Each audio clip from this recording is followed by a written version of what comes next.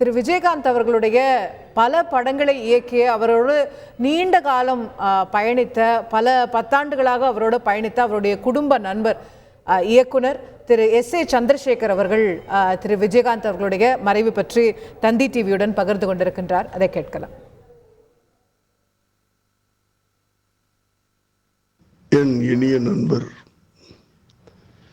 விஜயகாந்த் அவர்களை உயிரோடு இருக்கும்போதே பார்த்து ஆறத்தழுவி கட்டி அணைத்து புத்தமிட வேண்டும் என்று கடந்த 2 ஆண்டுகளாக ஆசைப்பட்டேன். அதற்காக முயற்சியும் செய்தேன். ஆனால் அந்த வாய்ப்பு கிடைக்கவில்லை. இப்போது இந்த நிலையிலே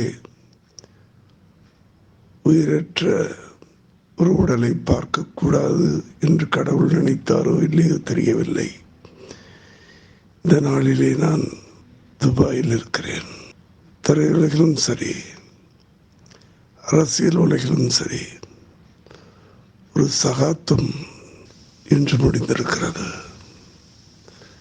அதற்காக கண்ணீர் சிந்துவதை விட எனக்கு வேறொன்று மொழி தெரியவில்லை. அவர் ஆத்மா சாந்தி அடைய வேண்டும் என்று இறைவனை வேண்டுகின்றேன்.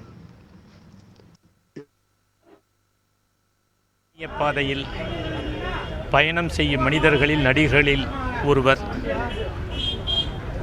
அன்புமிக்கவர். அவருடைய மறைவு என்பது தமிழகத்திற்கு ஈடு செய்ய முடியாத இழப்பு.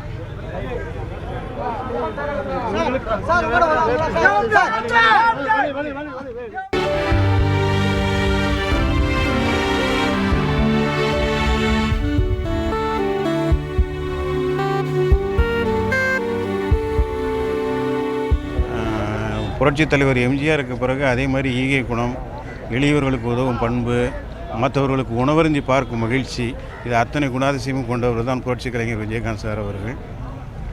8வது வள்ளல்னு புரட்சித் தலைவர் எம்ஜிஆர் அவர்களை சொல்லுவாங்க. நான் என்கிட்ட கேட்டால் 9வது வள்ளல் யாருன்னு கேட்டால் புரட்சி கலைஞர் கேப்டன் விஜயகாந்த் சார் அவர்களை தான் சொல்லுவேன். அந்தளவு எல்லாருக்கும் உதவுற ஒரு குணாதிசயம் கொண்டவராக இருந்தார் அவர்.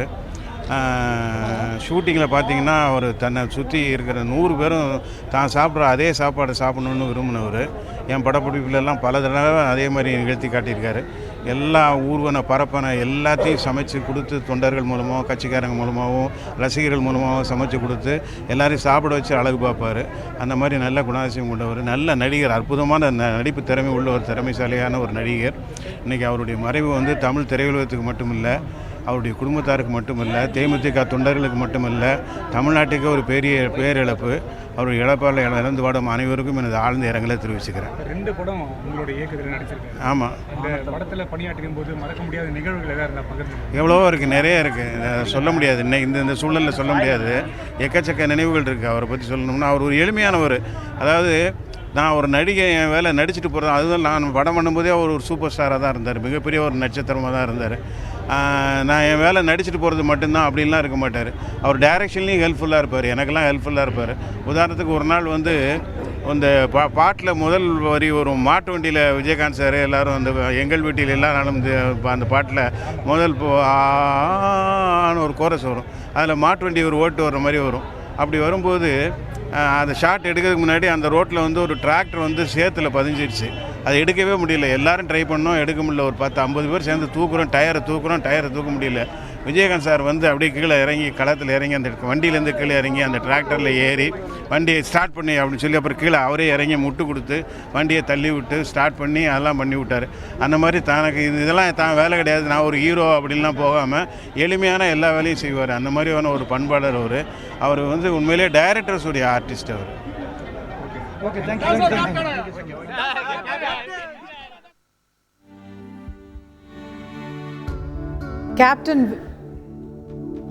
கேப்டன் விஜயகாந்த் அவர்களுக்கு அஞ்சலி செலுத்தக்கூடிய விதமாக பல்வேறு பிரபலங்கள் தங்களுடைய கருத்துக்களை தெரிவித்து வருகின்றார்கள், தங்களுடைய புகழஞ்சலியை கொடுத்து வருகின்றார்கள். அதே போல நேரிலும் அவருக்கு அஞ்சலி செலுத்தி வருகின்றார்கள். அந்த வரிசையில் நம்மோடு தற்போது திரைப்பட இயக்குனர் திரு A.S. பிரகாசம் அவர்கள் இணைந்திருக்கின்றார். அவருடைய நினைவலைகளை கேட்டு பெறலாம். திரு பிரகாசம் வணக்கம். கேப்டன் விஜயகாந்த் அவர்களுடைய மறைவு பற்றிய உங்கள் பார்வைகள். வணக்கம். வணக்கம் சார், சொல்லுங்க, தொடர்ந்து பேசுங்க. நிறைவானத்துல ஒரு நட்சத்திரம் இருந்தது. அவரை இந்த நிலையில அவருடைய உடலை நான் பார்க்கும்போது எனக்கு வேறு ஒரு நினைவு வரும். மதுரையில அவருடைய கல்யாணம், அந்த கல்யாண மாலை சூட்டி அவர் நின்று கொண்டிருந்த போலம். அப்போது திரையுலகத்திலே ஒரு தனி ட்ரெயினே போய் அங்கே நம்ம அவருடைய திருமணத்திலே கலந்து கொண்டு வாழ்த்துவதற்காக போயிருந்தோம். அப்பொழுது வாழ்த்துகின்ற போது என்னை முதலிலே அழைத்து வாழ்த்து சொன்னாங்க. எதிர்பார்க்கல, வாழ்த்து சொன்னார்கள். நான் அங்கே ஒதுங்கி போனேன். அப்பொழுது முதலில் அவரை பேச சொல்லுங்கள் என்று சொன்னவர் நம்முடைய மறைந்த மாமனிதர். ஏன் என்று பின்னால் நான் ஒரு நாள் அவர் கேட்டேன், என்ன இத்தனை விட்டு. அப்பொழுது என்னை விட பிரபலமானவர்கள்லாம் அந்த கல்யாணத்துக்கு வந்திருக்கிறார். ஏன் என்று கேட்டபோது அவர் உரிமையா சொன்னாரு, நீங்க மதுரைக்காரர் இல்லையா, நம்ம ஊர் இல்லையா சொல்லும்போது எனக்கு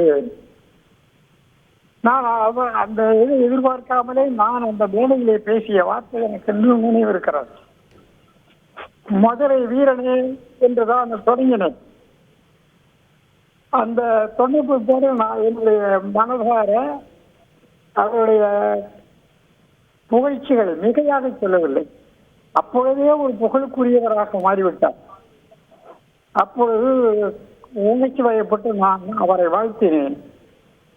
அந்த வாழ்த்திலே மிக எதுவும் இல்லை.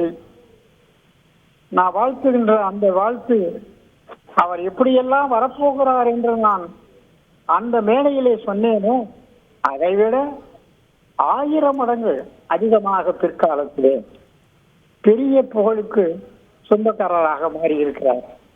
அந்த மனமாலையிலே அவரை பார்த்தேன். இப்பொழுது அவர் அந்த மாலையோடு பார்க்கின்ற போது எனக்கு அந்த நிலையை மறுக்க முடியவில்லை. ஆனால் இருந்தாலும், அதாவது சொல்வார்கள், இருந்தாலும் இறந்தாலும் பேர் சொல்ல வேண்டும். அது நடந்து விட்டது. இருக்கலாம், எத்தனை பேர் இருக்கலாம், புகழோடு இருக்கலாம். ஆனால் ஏகோபித்து எல்லாவது மக்கள் எல்லாருமே, யார் என்ன எல்லாரும் பேசுவார்கள். அவர் ஒரு வள்ளல் என்பதை முதலிலே பதிவு செய்கிறார்கள். அதற்கு அந்த குணம் என்ன, அவருக்கு எப்படி வந்தது அந்த வள்ளல் தன்மை என்று நான் அவருடைய நண்பர் அவர் மறைந்து போனாரு, அவர்கிட்ட கேட்டேன். இல்லைன்னா அவர் இது வர்றதுக்கு முன்னாலே அவர் இயல்பிலேயே ஒரு எல்லாருக்கும் உதவும் ஆசையோடு தான் இருந்து வருது. ஆனால் படத்திலே வந்த போது அவர் நடித்து அதற்கு பின்னால் அவர் உதவி பண்ண கிடையாது அப்படிங்கிற அந்த ராஜாபாதர் ஸ்ட்ரீட்ல அடிக்கடி நம்ம போக வேண்டிய சந்தர்ப்பம். அந்த விஷயத்துல எப்பொழுதுமே அது அந்த விருந்து நடந்து கொண்டே இருக்கு.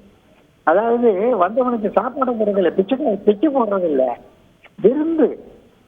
அதுல நெருந்து வெந்து வந்து போன்று வரும். அச்சு அந்த அளவுக்கு வீட்டுக்கு வருகிறவர்கள் பிரமுகர்களுக்கு மட்டும் விருந்து வைப்பதல்ல, அப்படி வலைகளுக்கு நான் பார்த்திருக்கிறோம்.